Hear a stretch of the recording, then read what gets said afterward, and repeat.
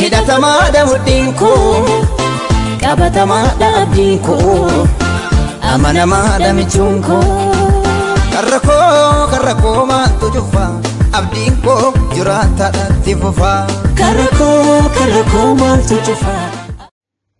Tole nagaa fi araarri jaalalli waaqayyoo bakkaaf kallattii qixa mandara biyya gola jirtan hundumaatti isiniif baay'atu obboloota koo jaallatamoo kabajamoo akkam jirtu nagaa keessanii fayyaa keessanii ani nagaa kooti gooftaan koo bara baraan eebbifamu inni nagaa keessan baay'ise inni nagaa koo baay'ise waaqayyoo bara baraan haa ulfaatu. Kallattii arfanirrayyuu kan jirtan biyya keessas biyya alaas kan jirtan gola ormaa keessas kan jirtan waaqayyo gooftaan baga isin gargaare baga namarraa taatanii egaa namarraa ta'u waan salphaa miti waan baay'ee keessa dabarree waan baay'ee qaxxaamurree waan baay'ee keessa tarkaanfannee dhufne ayyaana waaqayyootiin araara waaqayyootiin adda nageenye waan salphaa miti gooftaan inni nu dabarse inni nu gargaare immoo bara baraan ulfaatu.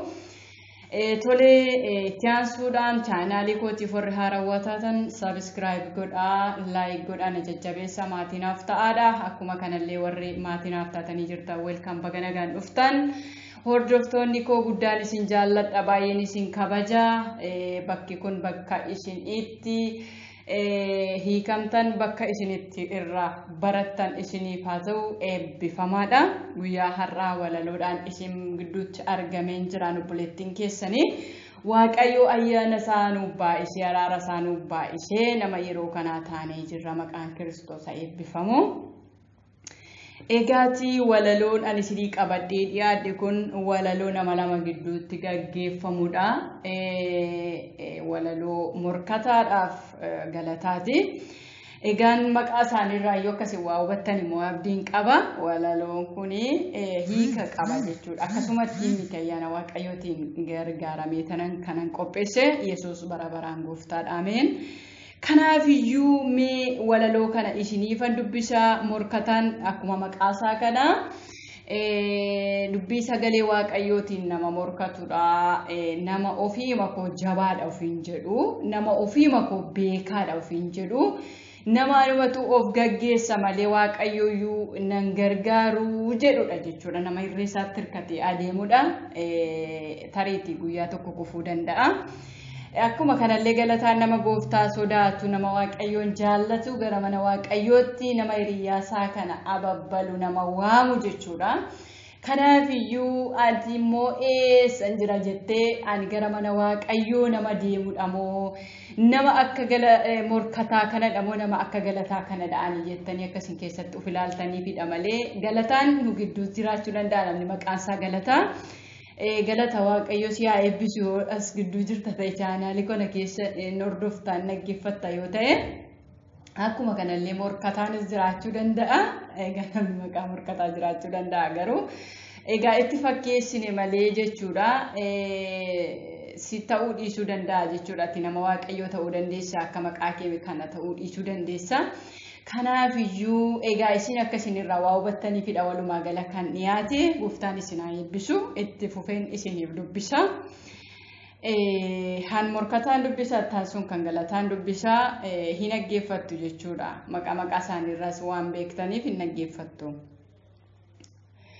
Kottu yaa galataa hiriyoota keenya wajjin bashannanaa waldaa kana keessaa maaluma argannaa waldaa kana keessaa maaluma argannaa. Lakki yaa morkataa waaqeffannaa deemna bakka gooftaan jibbotu maalumaaf argamna. Lakki yaa morkataa waaqeffannaa deemna bakka gooftaan jibbotu maalumaaf argamna. Lakki yaa galataa har'ifaa sanbataa caatii keenya nyaachaa dhugaatiifaa dhugna waaqeffannaaf jennee hiriyyoota gannaa.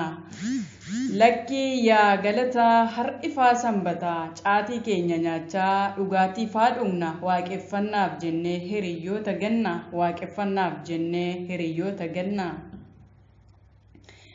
Elaamii morkataa maaloo na dhaga'i gooftaan akkas jedhee hiriyyaa gadheerraa dafii adda ba'i. Gooftaan akkas jedhee hiriyyaa gadheerraa dafii adda ba'i.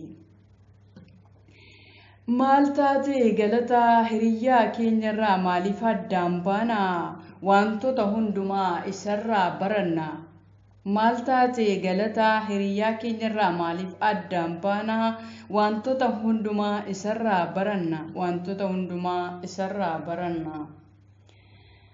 Ati yaa morkataa maaliif nan dhageessu? Karoora Waaqayyoo eenyumtuun daangessu. Barumsa isaaniis tasumaan barbaannu taanee akka hin argamne nama Gooftaa ganu. Taanee akka hin argamne nama Gooftaa ganu. Galataan hubattu maaluma siif godhee inna tamanattu akkuma Yihudaafaa Gooftaa kanan gantu. Akkuma Yihudaafaa Gooftaa kanan gantu. Yeroo hundumaa Gooftaa Gooftaa jettaa wangeela lallabuuf olii gadi kaatta. Wangeela lallabuuf oliif gadi kaatta. Morkataa dhaga'i dubbii Waaqa kanaa garaa sakamiinan Gooftaa kana gana isatoo naga'ee guyyaa har'aa kana. Morkataa dhaga'i dubbii Waaqa kanaa garaa sakamiinan Gooftaa kana gana isatoo naga'ee guyyaa har'aa kanaan. Isatoo naga'ee guyyaa har'aa kanaan. Maaliif nan dhageessu obboleessa kooti kanan har'a ga'e jabinuma kooti kan na duukaa jirus hiriyoota kooti. Maaliif nan dhageessu obboleessa kooti kanan har'a ga'e jabinuma kooti kan na duukaa jirus hiriyoota kooti. Kan na duukaa jirus hiriyoota kooti. Hiriyaa gadheenii bowwaatti si oofa kan Waaqayyoo ta'i baricha ni mootaa. Dubbisaa dhaga'uun du'a jalaa oolta. Dubbisaa dhaga'uun du'a jalaa oolta. Dubbisaa dhaga'uun du'a jalaa oolta. Qabeenya soo qaba maaluman barbaada ati waan hin qabneef waldaa keessa oolta. Wanta bu'aan qabneef ofumaa dhamaata. Wanta bu'aan qabneef ofumaa dhamaata.